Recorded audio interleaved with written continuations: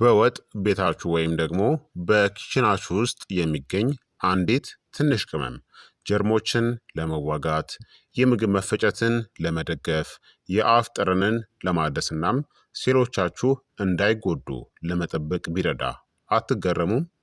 ቅርንፉድ መጠኑ ትንሽ ሊሆን ይችላል፣ ነገር ግን በምድር ላይ ካሉ በጣም ኃይለኛ ቅመሞች ውስጥ አንዱ ነው። ለብዙ መቶ ዘመናት ሰዎች ቅርንፉድን በባህላዊ ሕክምና፣ በምግብ ዝግጅትናም በተፈጥሮ መፍትሄዎች ውስጥ ሲጠቀሙበትም ቆይተዋል። ዛሬ 10 አስገራሚ የቅርንፉድ ጥቅሞችን፣ ከፍተኛ ጥቅም ለማግኘት ቅርንፉድን እንዴት በደህና መጠቀም እንደምትችሉ እናም በምን መልኩ መጠቀም እንዳለባችሁ በደንብ እንመለከታለን። ቅርንፉድ ኃይለኛ ውህዶችን ይዟል። በተለይም ዩጂኖል የተባለውን በአንቲ ኦክሲዳንትና በአንቲ ማይክሮ ቫይራል ወይም በጸረ ተዋሲያን ባህሪያቱ የሚታወቀውን ተፈጥሯዊ ንጥረ ነገርን ይይዛል። ሙሉን ቅርንፉድ፣ የቅርንፉድ ዱቄቱን ወይም የቅርንፉድ ሻይን ብትጠቀሙ ይህ ቅመም ለጤናማ የአኗኗር ዘይቤ ጠቃሚም ተጨማሪ ሊሆን ይችላል። ቅርንፉድ በውስጡ በርካታ የጤና ጥቅሞች ያሉት ቅመም ቢሆንም ልክ እንደ ማንኛውም የተፈጥሮ መድኃኒት አጠቃቀሙና መጠኑ ጥንቃቄን ታዲያ ይፈልጋል። ቅርንፉድን ታዲያ ጤናማ በሆነ መልኩ እንዴትናም በምን መልኩ እንጠቀመው የሚለውን በቅድሚያ እንመልከት። ቅርንፉድን በተለያዩ መንገዶች መጠቀም ይቻላል። አንደኛ በሻይ መልክ ነው። የቅርንፉድ ሻይን አዘጋጅታችሁ ከ3 እስከ 4 የማይበልጡ የቅርንፉድ ፍሬዎችን በሙሉ ውሃ ውስጥ ከ5 እስከ 10 ደቂቃዎች በመጠኑ በማፍላት መጠጣት፣ ታዲያ እሳቱ እንዳይበዛ። ሁለተኛ በምግብ ውስጥ ነው። በዱቄት ወይም በፍሬ መልክ ወደ ወጥ፣ ወደ ሩዝ ወይም ደግሞ ወደ ሻይ በመጨመር እንደ ቅመም ቅርንፉድን መጠቀም ትችላላችሁ። ይህ በጣም አስተማማኙና ጤናማው የአጠቃቀም መንገድ ነው። ሶስተኛ ደግሞ ለአፍ ጤና ነው። የጥርስ ህመም ወይም ደግሞ የድድ መድማት ሲኖር ፍሬውን በጥርስ ነክሳችሁ መያዝ ወይም ደግሞ በውሃው አፍን መግሞጥመጥ ይቻላል ማለት ነው። በደንብ መቆርጠም ትችላላችሁ፣ ታዲያ ሳይበዛ ማለት ነው። እንዲሁም ደግሞ በቀን ምን ያክል ቅርንፉድን መጠቀም ይቻላል? ዕለታዊ መጠንን ደግሞ እንመልከት። በፍሬ ከተጠቀማችሁ በቀን ከ2 እስከ 3 ፍሬ ቅርንፉድ በላይ አለመጠቀም ይመረጣል። በዱቄት መልክ ከተጠቀማችሁ ደግሞ በቀን ከግማሽ የሻይ ማንኪያ በታች፣ በግምት ከ1 ግራም በታች መሆን ይኖርበታል። ማሳሰቢያ፣ የቅርንፉድ ዘይቱን በጣም የበረታ በመሆኑ በዶክተር ካልታዘዘ በስተቀር በምግብ መልክ በነጠብጣብ እንኳን መወሰድ የለበትም። ምክንያቱም የቅርንፉድ ዘይት እጅግ አደገኛ ነው። ታዲያ ጀማሪ ስንሆን በምን ያክል መጠን እንጀምር የሚልም ነው። ለጀማሪዎች ሰውነት ከቅመሙ ጋር እስከሚላመድ ድረስ መጠኑን በጣም ማሳነስ ያስፈልጋል።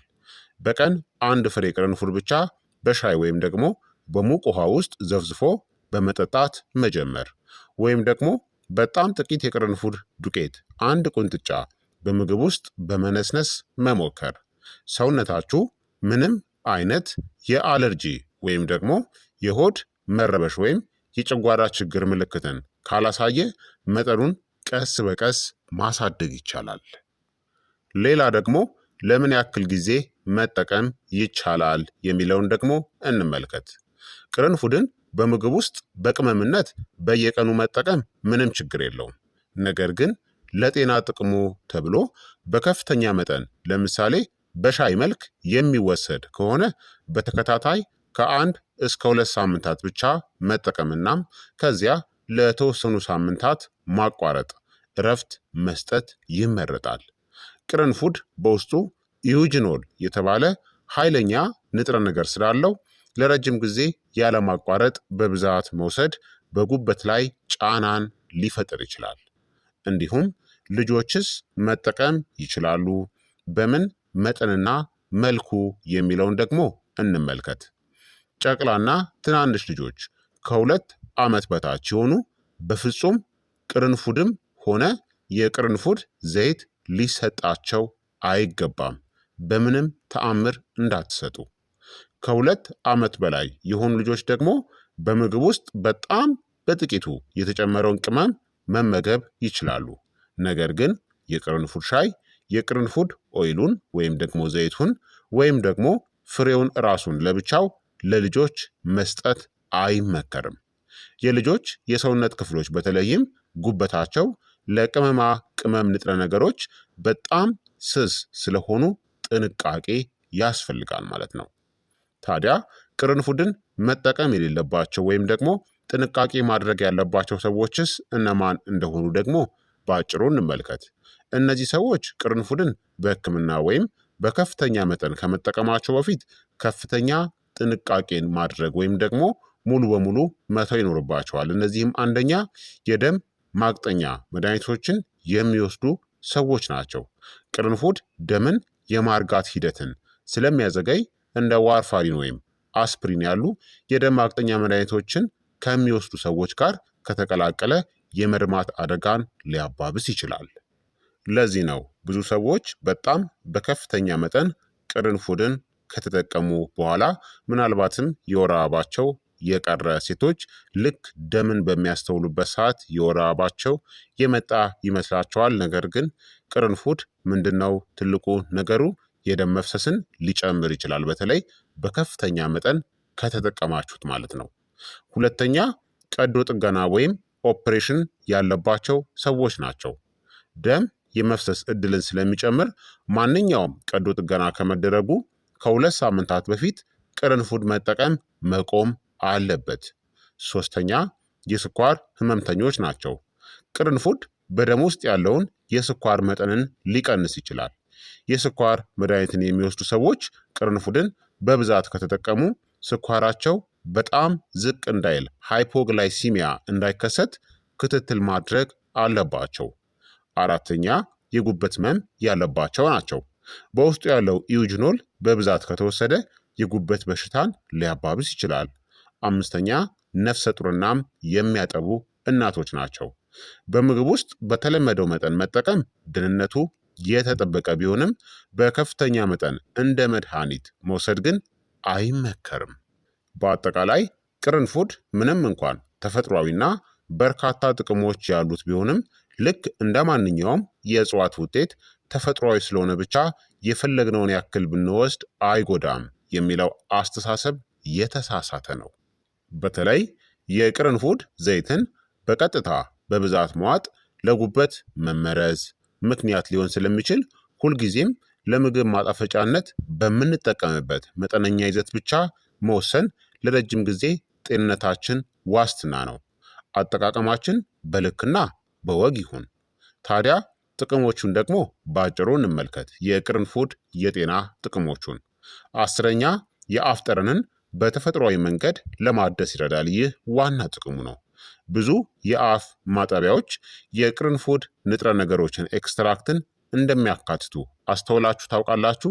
ቅርንፉድ በአፍ ውስጥ ጠረንን የሚያመጡ የባክቴሪያዎችን መጠንን ለመቀነስ የሚረዱ ተፈጥሯዊ ጸረ ባክቴሪያ ባህሪያት አሉት። ከምግብ በኋላ ቅርንፉድን ማኘክ እንኳን የአፍ ጠረንን በጊዜያዊነት ያድሳል፣ እንዲሁም አፋችሁ ይበልጥ ንጹህ ሆኖ እንዲሰማችሁ ያደርጋል።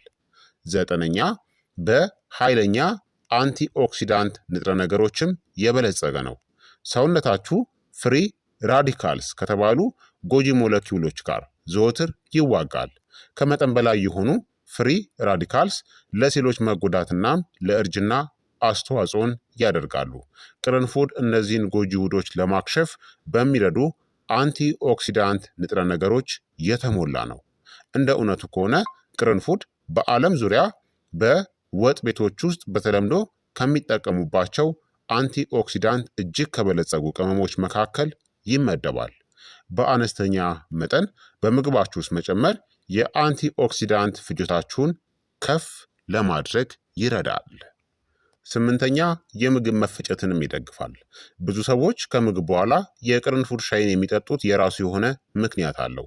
ቅርንፉድ የምግብ መፈጨት ኢንዛይሞችን ለማነቃቃት ሊረዳ ይችላል። ይህም ሰውነት ብግነትን በብቃት እንዲሰባብር ያግዛል። ቅርንፉድ ለምግብ መፈጨት ችግሮች ፍጹም ፈውስ ባይሆንም ለምግብ መፈጨት ተስማሚ በሆነ አመጋገብ ላይ ጠቃሚ ተጨማሪ ሊሆን ይችላል። 7ኛ የጉበት ጤናንም ለመደገፍ ሊረዳ ይችላል። ጉበታችሁ ከሰውነታችሁ ውስጥ ቆሻሻዎችን ለማስወገድ ከሰዓት ጋር እየተሽቀዳደመ ይሰራል። ጥናቶችም እንደሚያመለክቱት በቅርንፉድ ውስጥ የሚገኙ ውህዶች በተለይም ኢዩጅኖል በተገቢው መጠን ሲወሰዱ ጤናማ የጉበት ተግባርን ለመደገፍ ሊረዱም ይችላሉ። የቅርንፉድ አንቲኦክሲዳንት ባህሪያት ሴሎችን ከኦክሲዲቲቭ ስትረስ ለመጠበቅ ሊረዱም ይችላሉ። ጤናማ ጉበት ለአጠቃላይ ደህንነት እናም ጤና ወሳኝ ነው። 6ኛ ጤናማ የደም ስኳር መጠንን ለመጠበቅ ይረዳል። በቅርንፉድ ምርምር ውስጥ በጣም አስደሳች ከሆኑት ዘርፎች አንዱ የደም ስኳር ቁጥጥርን እየተመለከተው ነው። አንዳንድ ጥናቶችም እንደሚያሳዩት በቅርንፉድ ውስጥ ያሉ የተወሰኑ ውህዶች ሰውነት ኢንሱሊንን በብቃት እንዲጠቀም ሊረዱ ይችላሉ።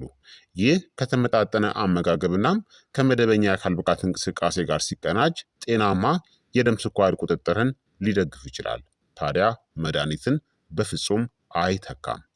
5ኛ ጤናማ የበሽታ መከላከል ስርዓትን ይደግፋል። የበሽታ መከላከል ስርዓታችሁ ሰውነታችሁን ከጎጂ ወራሪዎች ይከላከላል። ቅርንፉድ መደበኛ የበሽታ መከላከል ተግባርን ለመደገፍ የሚረዱ አንቲ ኦክሲዳንትናም ተፈጥሯዊ የእጽዋት ውህዶችን ይይዛል። ቅርንፉድን በሻይ በሾርባ ወይም በሞቁ መጠጦች ውስጥ መጨመር እነዚህን ጠቃሚ ውህዶች በዕለት ተዕለት እንቅስቃሴያችሁ ውስጥ ለማካተት ቀላል መንገድ ሊሆን ይችላል። ጠንካራ የበሽታ መከላከል ስርዓት የሚጀምረው ከጤናማ ልማዶች ነው። እናም ቅርንፉድ የዚያ አካል ሊሆንም ይችላል። 4ኛ የጥርስ ህመም ምቾት ማጣትንም ለማስታገስ ይረዳል። ይህ በጣም ታዋቂ ከሆኑት የቅርንፉድ ባህላዊ አጠቃቀሞች ውስጥ አንዱ ነው። የቅርንፉድ ዘይት ተፈጥሯዊ የማደንዘዝ ባህሪ ያለው ኢዩጅኖልን ይዟል።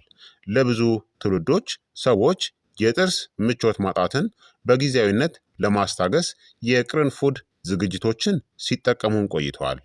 የጥርስ ሐኪሞችና የአፍ እንክብካቤ ምርቶች አምራቾች ከቅርንፉድ ለሚገኙ ውህዶች ለረጅም ጊዜ ፍላጎት ያሳዩበት አንዱ ምክንያትም ይህ ነው። አስታውሱ፣ የማያቋርጥ የጥርስ ህመም ሁል ጊዜ በጥርስ ህክምና ባለሙያ መታየት አለበት። 3ኛ የአጥንትን ጤናም ይደግፋል። እያረጀን ስንሄድ ጠንካራ አጥንትን ጠብቆ ማቆየት ከጊዜ ወደ ጊዜ በጣም አስፈላጊ ይሆናል። አንዳንድ ምርምሮች ታዲያ እንደሚያሳዩት በቅርንፉድ ውስጥ የሚገኙ ውህዶች የአጥንትን ጤና ሊደግፉ ይችላሉ። ቅርንፉድ በተጨማሪም ለአጥንት መፈጠርና ሜታቦሊዝም ሚና የሚጫወቱ እንደ ማንጋኔዝ ያሉ አነስተኛ መጠን ያላቸው ማዕድናቶችንም ይዟል። ቅርንፉድ ብቻውን ጠንካራ አጥንትን ባይገነባም በንጥረ ነገር የበለጸገ አመጋገብ ላይ የራሱን አስተዋጽኦ ያበረክታል። 2ኛ ተፈጥሯዊ የጸረ ባክቴሪያ ባህሪያትም አሉት። ቅርንፉድ በቤተ ሙከራ ጥናቶች ውስጥ የጸረ ባክቴሪያ እንቅስቃሴን አሳይቷል። እነዚህ ባህሪያት የተወሰኑ ጎጂ የሆኑ ረቂቅ ተዋሲያን እድገትን ለመግታት ሊረዱም ይችላሉ። ቅርንፉድ በባህላዊ መንገድ ምግብን ለማቆየትና ለአፍ እንክብካቤ ጥቅም ላይ የዋለበት አንዱ ምክንያትም ይህ ነው። ምንም እንኳን ቅርንፉድ ለሕክምና አገልግሎት ምትክ ባይሆንም ተፈጥሯዊ የጸረ ተዋሲያን ባህሪያቱ በጣም አስደናቂ ነው። 1ኛ ደግሞ ቅርንፉድ ብግነት ወይም ኢንፍላሜሽንንም ለመቀነስ ይረዳል። ብግነት ወይም ኢንፍላሜሽን የሰውነት መከላከያ ስርዓት መደበኛ አካል ነው። ነገር ግን ከመጠን በላይ የሆነ ብግነት ለተለያዩ የጤና ችግሮች አስተዋጽኦ ሊያደርግ ይችላል። ቅርንፉድ በአንቲ ኢንፍላማቶሪ ተጽዕኖ የሚታወቀውን ኢዩጅኖል የተባለውን ውህድን ይዟል። ተመራማሪዎች የቅርንፉድ ውህዶች የሰውነትን ተፈጥሯዊ የብግነት ምላሽን እንዴት እንደሚደግፉም ማጥናታቸውን ቀጥለዋል። ቅርንፉድ ለብዙ መቶ ዘመናት በባህላዊ የጤና አጠባበቅ ልማዶች ውስጥ ተወዳጅ ሆኖ የቆየበት አንዱና ዋናው ምክንያትም ይህ ሊሆን ይችላል። ታዲያ ቅድም እንዳልኳችሁ ቅርንፉድን በተለያየ መልኩ መጠቀም ትችላላችሁ። በአጃ ወይም በኦትሜል ወይም በስሙዚ ውስጥ በመጨመር በሻይ መልኩ ሙሉውን ቅርንፉድ በሾርባ እናም በወጥ ውስጥ በመጨመር ቅርንፉድን በእጽዋት ሻይ ውስጥ በማድረግ በሙቅ ወተት ወይም በቅመም መጠጦች ውስጥ ጥቂት መጠንን በመጨመር መጠቀም ትችላላችሁ ማለት ነው። የዛሬው የጤና ትምህርት እንግዲህ ይህንን ይመስል ነበረ። ይህንን ቪዲዮ ከወደዳችሁት ላይክ፣ ሰብስክራይብ ማድረጋችሁን እንዳትረሱ፣ እንዲሁም አዳዲስ የጤና ምክሮቻችን በጭራሽ እንዳያመልጣችሁ የደውል ምልክቷን አብሯት። ስለተመለከታችሁኝ እጅግ አመሰግናለሁኝ። በቀጣይ የጤና ትምህርት እስከምንገናኝ እኔንም እናንተንም ቸር ያቆየን። መልካም ጊዜ፣ መልካም ቆይታ።